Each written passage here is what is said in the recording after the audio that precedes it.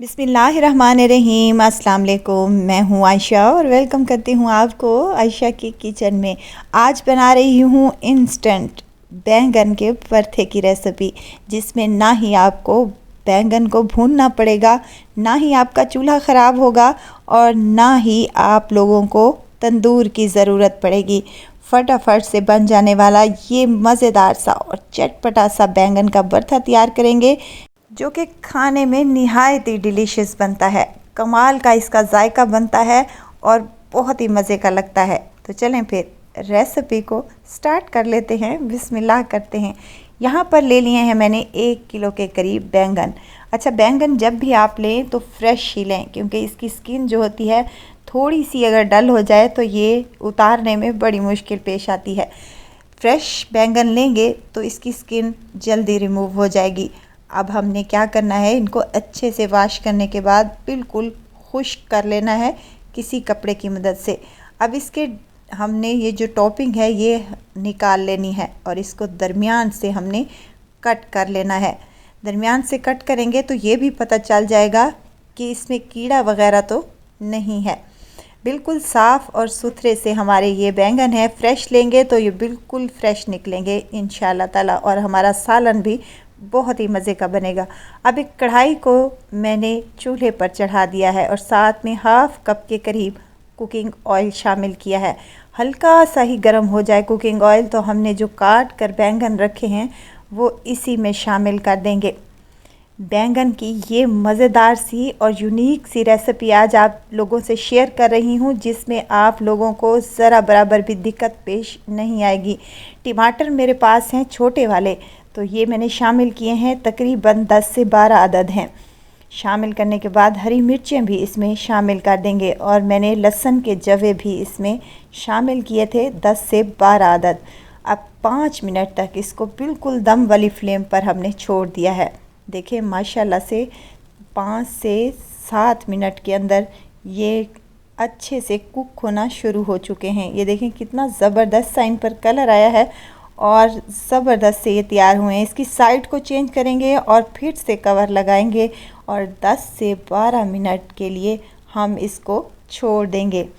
10 से 12 मिनट के बाद देखिए माशाल्लाह से हमारे बैंगन जो हैं अच्छे से कुक होना शुरू हो गए हैं। अब हमने किसी फोक की या कांटे की मदद से हमने इसमें दबा कर देख लेना है। अगर कच्चा हो बैंगन तो आपने इसको दोबारा से 5 मिनट कवर लगा देना है, नहीं तो यहाँ पर मेरे बैंगन बिल्कुल रेडी हो चुके हैं और यहाँ टमाटर भी अच्छे से सॉफ्ट हो चुके हैं, उनकी स्किन उतरना स्टार्ट हो चुकी है। बैंगन को निकाल लेंगे और ये जो टमाटर, हरी मिर्चें और हमारे पास हैं लहसुन के जवे, तो इनको हम अलहदा से प्लेट में निकाल लेंगे। टमाटरों की स्किन रिमूव कर लेंगे और इनका पेस्ट तैयार करने के बाद साइड पर रख देंगे। बैंगन को मैंने काउंटर पर ले आई हूँ। अब यहाँ पर इसकी स्किन को उतारना है। गरम गरम में यही काम करेंगे तो ये जल्दी से रिमूव हो जाएगी। अगर ये ठंडे पड़ गए तो इनकी स्किन उतारना थोड़ा मुश्किल हो जाएगी। तमाम बैंगन की स्किन को हमने रिमूव कर लेना है और किसी तेज़ छुरी की मदद से काउंटर पर ही इसको अच्छे से मैश कर लेना है छुरी की मदद से। वीडियो स्टेज पर अगर आपको ज़रा सी भी अच्छी लग रही हो तो लाइक करें, सब्सक्राइब करें और साथ में बेल आइकन के बटन को भी ज़रूर प्रेस कर दिया करें, ताकि मेरी हर नई आने वाली वीडियो आप तक पहुंचती रहे। अच्छा, आप ये काम अगर छुरी की मदद से नहीं करना चाहते तो आप मैशर की मदद से भी मैश कर सकते हैं। तमाम बैंगन को मैश करने के बाद मैंने साइड पर रख दिया है। अब इसका मज़ेदार सा और चटपटा सा मिसाला तैयार कर लेंगे, जिसके लिए हाफ़ कप मुझे चाहिए कुकिंग ऑयल। ऑयल हल्का सा गर्म हो जाए तो यहाँ 3 मीडियम साइज़ के मेरे पास प्याज थे, जिनको मैंने ऑमलेट कट से थोड़ा सा मोटा काटा है, क्योंकि बैंगन के भरते में प्याज साबित नज़र आने चाहिए तभी अच्छे लगते हैं। अब इनको हमने हल्का सा सॉफ्ट करना है, कलर वगैरह बिल्कुल भी नहीं देना। 5 मिनट लगेंगे तो हमारे प्याज सॉफ्ट हो चुके हैं। अब टमाटर, हरी मिर्च और लहसुन का जो मैंने पेस्ट तैयार किया था वो इसी स्टेज पर प्याज के अंदर शामिल कर दें और अच्छे से मिक्स करने के बाद इसमें हम कुछ मिर्च मसाले शामिल करेंगे, जिसमें नमक है मेरे पास हाफ़ टेबल स्पून, या आप अपने टेस्ट के मुताबिक कम या ज़्यादा कर सकते हैं। लाल मिर्च का पाउडर जाएगा इसमें 1 चम्मच भरकर। कूटा हुआ सफ़ेद ज़ीरा भी शामिल करूँगी, हाफ़ टेबल स्पून के करीब। 2 से 3 चुटकी जाएगा इसमें हल्दी का पाउडर और 1 चम्मच भरकर खुश्क धनिया पाउडर भी शामिल करूँगी। कश्मीरी लाल मिर्च है मेरे पास तकरीबन हाफ़ टी स्पून के करीब। ये अगर आपके पास हो तो आप लाजमी डालिएगा, इससे कलर बहुत अच्छा आता है बैंगन का। प्याज़ों को मिसाले के साथ 2 से 3 मिनट तक भून लें। 2 से 3 चम्मच पानी के शामिल करूँगी ताकि मिसाला हमारा जलने ना पाए, और इसको अच्छे से भून लूँगी। भूनना लाजमी है प्याज़ों को और मिसालों को। हम जितना अच्छा भूनेंगे हमारा बैंगन का भरता उतना ही मज़े का बनेगा। 3 से 4 हरी मिर्चें हैं, डंडी समेत ही शामिल कर रही हूँ। आप चाहें तो काट कर भी शामिल कर सकते हैं। मिसाला यहाँ पर भून चुका है। अब डालेंगे बैंगन जो हमने मैश करके रखे थे, वो इसी में शामिल कर देंगे।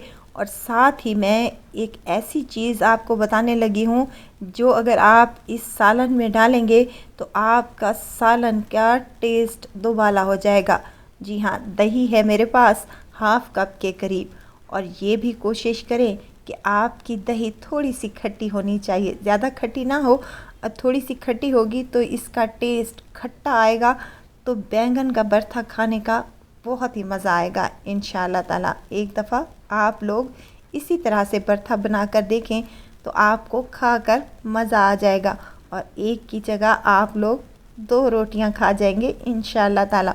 ये कोई इतना टेस्टी और मज़े का बनता है। देखें ज़रा इसकी लुक चेक करें आप लोग, कितना टेस्टी सा लग रहा है। अब भरते की भुनाई हम 5 से 7 मिनट तक अच्छे से करेंगे। जितनी भुनाई करेंगे बैंगन के भरते का जायका और टेस्ट उतना ही निखर कर सामने आएगा। अब यहाँ पर मैंने 7 से 8 मिनट तक अच्छे से भून लिया है और ऑयल काफ़ी हद तक सेपरेट होना शुरू हो चुका है।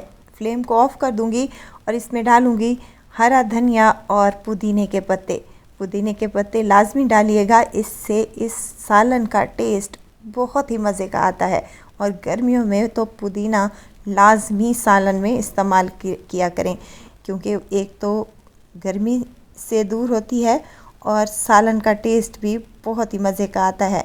तो यहाँ पर हमारा बैंगन का भरता रेडी हो चुका है, चटपटा सा और मज़ेदार सा। तो आप इसको रोटी चपाती या फिर तंदूर की रोटी के साथ भी ले सकते हैं। बहुत ही मज़ेदार और बहुत ही टेस्टी सा। एक दफ़ा ज़रूर ट्राई कीजिएगा और दुआओं में मुझे ज़रूर याद रखिएगा। खुश रहें, खुशियाँ बाँटें। इजाज़त चाहती हूँ, फिर आऊँगी इंशाअल्लाह एक नई और मज़ेदार सी चटपटी रेसिपी के साथ। आयशा को दीजिए इजाज़त, अपना बहुत सारा ख्याल रखिएगा, दुआओं में मुझे याद रखिएगा। अल्लाह हाफिज़।